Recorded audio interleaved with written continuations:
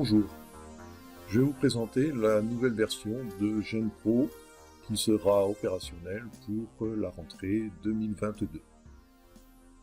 Alors comme la version précédente, on garde le pad qui permet d'accéder à différents modules. Le module principal, c'est l'accès à Odoo, qui permet au professeur ou à l'élève de se connecter sur le PGI.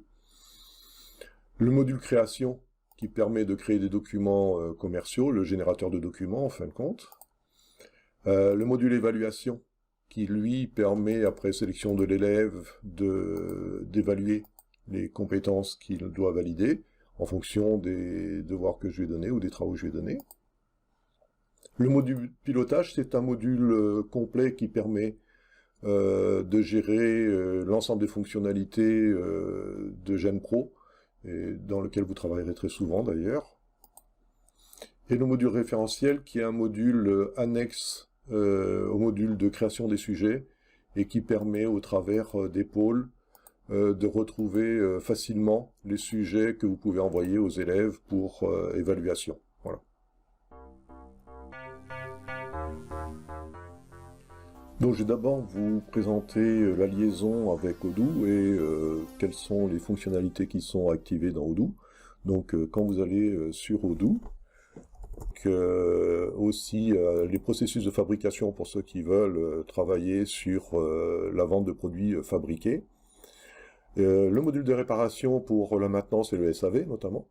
La facturation pour ce qui est facturation, encaissement et écriture comptable. Et la gestion de la paye, avec les différents éléments de la paye, la feuille de temps, employé, recrutement, l'état de présence, les déclarations de congés, notes de frais, déjeuner, etc. Et le module projet pour mener à bien les projets avec les élèves. Il reste dedans la partie parc automobile, donc ça c'est pour déclarer les véhicules éventuellement, si vous voulez gérer des véhicules dans votre société. Et je reviens simplement sur le site web pour vous présenter la partie qui est accessible. C'est l'interface de base qui est créée, c'est la première page d'accueil, mais les élèves peuvent très bien travailler, ou vous pouvez très bien les faire travailler sur la gestion du magasin, l'intégration des différents articles sur l'interface web, la création d'événements, donc là aussi ça se crée dans Odoo. Vous avez un blog qui vous permet de faire travailler les élèves sur la rédaction, présentation, etc. d'événements. La gestion du personnel avec les déclarations d'offres d'embauche sur Internet. Et puis aussi des présentations qui peuvent être préparées par les élèves et publiées sur le site web. Voilà.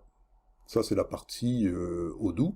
Donc, je vais revenir à la partie GenPro.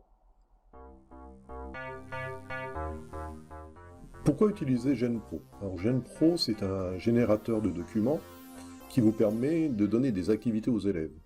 Donc son rôle principal, c'est de vous fournir tous les documents de base pour travailler avec vos élèves au sein du PGI. L'interface a été harmonisée afin d'avoir toujours la même présentation de la plateforme. Donc pour chaque module, vous avez, après avoir sélectionné un des menus, une interface du côté gauche où vous avez la sélection des différents éléments sur lesquels vous pouvez travailler. Vous avez au centre l'ensemble des informations et puis à droite les choix des options. Donc chaque menu permet en fin de compte d'avoir cette interface.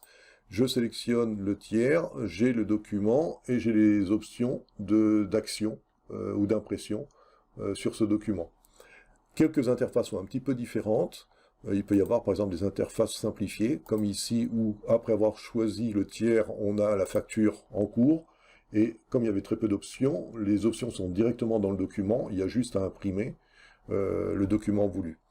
Vous avez aussi des modules qui sont avec des documents préétablis.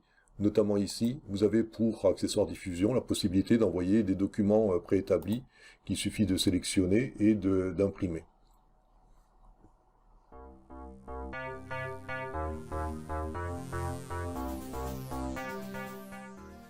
Le générateur va être utile dans deux situations. La première, c'est la création de l'entreprise avec tous les fichiers de base.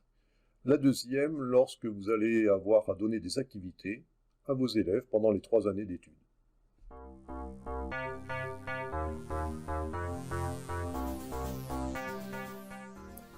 Pour la création de fichiers de base, il faut passer par le module pilotage.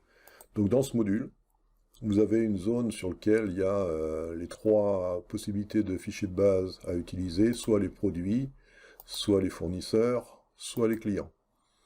Donc quand vous avez une liste de fournisseurs, de clients, de produits, vous pouvez faire un RAZ de tout ce qui a été sélectionné, sans problème, ce qui réinitialise les listes. Et l'affectation se fait de la même manière. Par exemple ici, si je veux affecter tous les élèves à un ou plusieurs produits, je peux soit faire une génération aléatoire, soit fixe, en indiquant le nombre de produits que je veux, par exemple, et puis en attribuant tous ces produits aux élèves. Alors cette opération peut prendre quelques minutes. Voilà, le résultat est que chaque élève a été affecté à un produit ou plusieurs produits. Ici, j'avais choisi 2 produits. Et ce qui est intéressant, c'est qu'on peut après imprimer les fiches des élèves pour leur distribuer. Donc on a un document qu'il suffit d'imprimer, de distribuer, qui est fait élève par élève, produit avec produit. Sur chaque produit, vous avez la marque, les variantes, le poids, la hauteur, le prix d'achat, le prix de vente. Vous avez toutes les informations nécessaires pour que l'élève puisse travailler. Et ça, pour chaque élève qui était dans la classe. Quand les fichiers de base ont été saisis et que les élèves commencent à travailler avec Odoo, ce qui est intéressant, c'est que maintenant, vous allez pouvoir générer des activités automatiquement. Pour ça, vous avez le module création. À l'intérieur de ce module, donc si vous travaillez sur les tiers, par exemple, à chaque fois sur les tiers, vous avez la possibilité de créer des tiers à la volée, ou bien de vérifier les tiers qui ont été créés par les élèves. Si je prends par exemple un tiers créé par un élève, j'ai ici toute sa fiche d'identité, ce qui peut être intéressant pour contrôler est-ce qu'il a bien saisi la banque, le numéro de téléphone, etc., contrôler son travail sans être obligé d'aller sur Odoo. Il y a la possibilité aussi de générer automatiquement les informations si elles ont mal été faites par l'élève ou s'il a perdu, par exemple, sa fiche de tiers. Dans ce cas-là, par exemple ici, vous avez un tiers, un client qui existe dans Odoo. Si je vais dans Odoo, ici je vais dans client, on voit qu'on a bien accessoire diffusion Avicom, et puis on a mobile phone ici qui contient aucune information saisie par l'élève. Dans ce cas, GenPro va être capable de compléter la fiche en générant toutes les informations manquantes. Donc il suffit de cliquer sur compléter la fiche. Une fois les données générées et les contacts générés, il suffit d'imprimer la fiche du tiers pour la donner à l'élève. Voilà.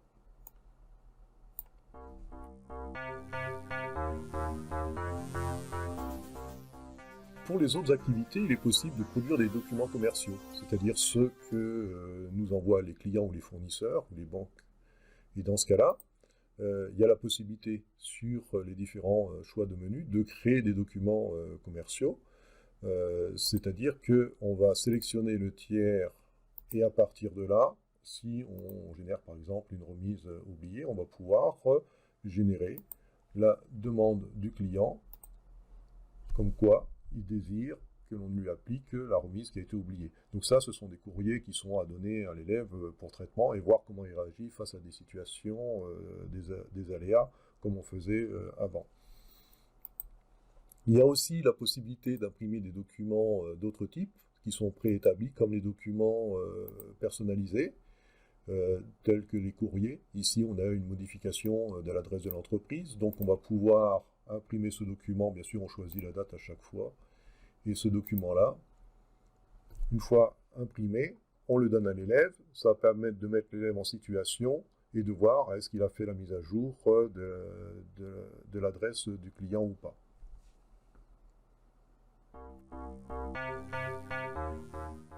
Tous les documents en relation avec Odoo s'impriment dans cette interface, que ce soit des documents clients, fournisseurs, stock ou banque ou personnel. Vous pouvez générer par exemple des chèques automatiquement.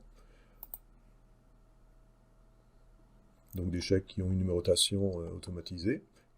Vous avez aussi la possibilité de gérer des fiches du personnel qui vous permet de travailler en terminal, notamment sur la gestion des salariés, et faire créer à vos élèves dans Odoo un salarié avec toutes les informations d'identité bancaire et RH.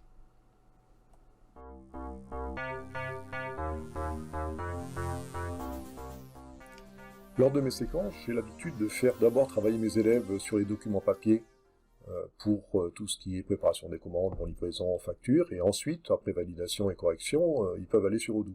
Et donc dans ce cas, j'ai créé une bibliothèque de documents, et donc il faut changer de module, pas dans ce module-là, mais dans le module pilotage, vous avez une ressource documentaire qui vous permet d'imprimer tous les documents dont vous avez besoin pour faire travailler l'élève sur table, avant de travailler sur Odoo. Il suffit simplement d'aller sur le document en question, de cliquer, vous allez charger un modèle, qu'il suffira d'imprimer autant de fois que nécessaire pour que l'élève puisse travailler.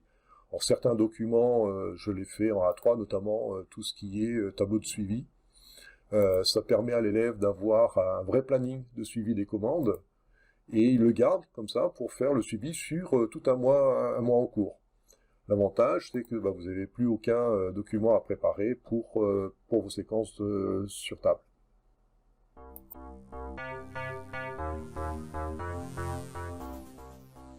Après les activités, vient le moment de l'évaluation. Et là, GenPro vous propose un outil de création de sujets et un outil d'évaluation.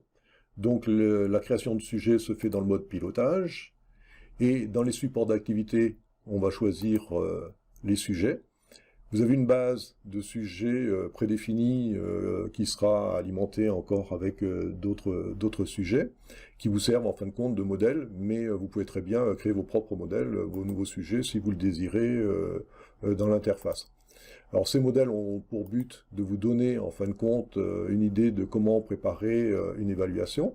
Vous voyez qu'ils sont en gris parce que vous ne pouvez pas les supprimer, par contre vous pouvez les éditer, voire les dupliquer. Quand vous voulez dupliquer, vous obtenez ici un sujet avec marqué en gros duplicata. Donc il suffit ensuite de le sélectionner et de l'éditer et de faire votre propre modification, voire votre propre sujet à partir de celui-là, voire en faire des nouveaux comme vous voulez. Une fois un sujet choisi, alors que ce soit un modèle ou un sujet qui vous est propre, vous pouvez l'envoyer à un groupe d'élèves ou à tous les élèves ou à un seul élève. Et quand vous l'envoyez, vous choisissez simplement la date d'envoi et vous envoyez le sujet directement à la classe. Ici, par exemple, je vais envoyer ce sujet préparer les devis clients à la classe. Et le sujet envoyé, il suffit bien sûr de l'imprimer, de le donner à l'élève. Alors là, les sujets prédéfinis, par exemple, si vous regardez bien, je vais revenir dessus, vous avez ici le sujet imprimé. Ce sont des sujets autonomes où l'élève est mis en situation d'évaluation avec, bien sûr, le référentiel, le travail demandé, après la mise en situation et les documents nécessaires pour la réalisation du travail, et puis, bien sûr, tous les documents pour exécuter la tâche à évaluer, notamment ici, le devis, préparer le devis final. Donc, une fois ce travail donné à l'élève est rendu, vous n'avez plus qu'à le corriger, et puis à le saisir dans GenPro. Alors la saisie dans GenPro ne se fait pas ici. La saisie des évaluations se fait dans le module évaluation. Ici, par exemple, si je prends Soukaina, qui a déjà eu deux évaluations de fait, j'ai, en tant que professeur, deux sujets à corriger, préparer les devis, donc je l'ai envoyé 2 fois, mais c'est pas grave, c'est juste pour vous montrer. Et donc ici, dans l'évaluation, on peut évaluer bien sûr la compétence qui a été visée d'une manière globale, mais on peut aller affiner l'évaluation par rapport aux différents critères de qualité de travail de l'élève. Donc à charge à l'enseignant de remplir les appréciations qui vont bien pour chaque critère évalué, afin que l'élève ait un maximum d'informations et surtout que vous ayez un résultat en fin d'année qui vous permette d'avoir les profils des élèves. Donc une fois cette évaluation faite, dans cette partie-là, vous avez l'obligation de saisir une appréciation sur l'activité de manière globale, d'accord? Et il y a un module optionnel, mais que moi je conseille de remplir, c'est les points à travailler qui permettent à l'élève de savoir où est-ce il a pêché, en fin de compte, qu'est-ce qu'il faut qu'il travaille. Une fois que vous avez saisi ces informations-là, vous avez la possibilité, bien sûr, vous pouvez enregistrer l'évaluation. Il est possible, dans certains cas, de marquer un élève absent à l'évaluation, non rendu, ou voire supprimer une évaluation parce qu'on s'est trompé, on a envoyé un sujet à un élève et qu'il n'était pas pour lui. L'avantage de ce système-là, c'est qu'à n'importe quel moment, on peut donner une évaluation à un élève. Et on peut générer une évaluation, ce qui lui permet de repasser sa compétence et voir l'améliorer. Pour envoyer les sujets, vous avez une deuxième solution. Vous avez la possibilité de passer par le mode référentiel, et dans le navigateur du référentiel, selon le pôle, vous pouvez sélectionner un groupe d'activités, et par exemple ici le suivi des approvisionnements, retrouver tous les sujets qui correspondent à la compétence que vous visez, et l'envoyer directement à un élève. Cela permet notamment de savoir quel sujet comporte telle compétence et de faire retravailler l'élève, par exemple, sur un deuxième ou un troisième sujet. L'avantage par rapport au mode pilotage, c'est que ici, dans les sujets d'activité, vous risquez au bout d'un moment d'avoir beaucoup de sujets et de ne pas vous retrouver sur où est le sujet qui contient la compétence que je veux faire évaluer à l'élève. Dans ce cas-là, ce module-là vous sera beaucoup plus utile parce que, en fonction de votre objectif d'évaluation, vous pouvez retrouver directement les sujets que vous pouvez donner à l'élève.